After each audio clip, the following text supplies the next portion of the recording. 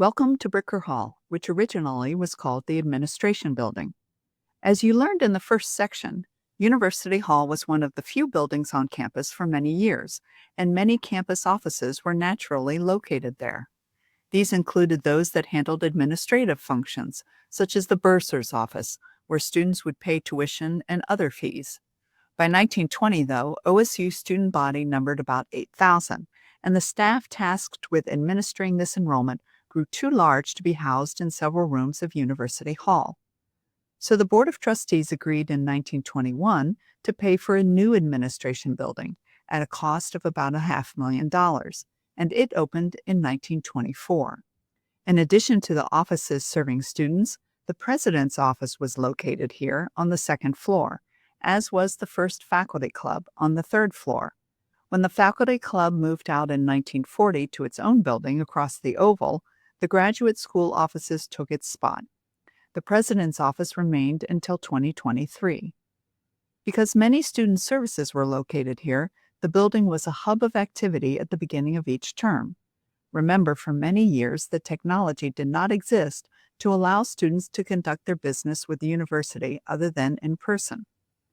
The main floor was always crowded with people waiting their turn to get to the counter to pay their fees, and often the lines snaked out the door and around the building's exterior.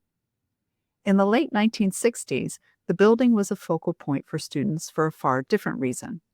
In the last few years of that decade, students began demanding university administrators take more action on a number of issues: the number of African American students on campus and the lack of services and class offerings for them, restrictions on women students that weren't equally applied to male students, the lack of childcare services for female employees and female graduate students, a dearth of on-campus student housing, and even the rising cost of tuition. It had jumped by about 15% in 2 years, from $170 a quarter in 1968 to $200 in 1970. In addition, many students on Ohio State's campus, like other campuses around the nation, were protesting against the Vietnam War. It all came to a head in the spring of 1970 when demonstrators clashed with members of the National Guard, the local police, and the Highway Patrol, whom the governor had dispatched to campus to keep order. On May 4, 1970, 4 students at Kent State University were shot and killed by National Guardsmen, whom the governor had ordered there as well. The next day, Ohio State President Novus Fawcett ordered campus closed for 2 weeks. When students returned, finals were held, students were allowed to take them pass-fail, and commencement was held. Then everyone went home for the summer. In the aftermath, administrators began to work with students on their demands. Even before the protests in the spring of 1970, the university had established the Office of Minority Affairs, which became the Office of Diversity and Inclusion.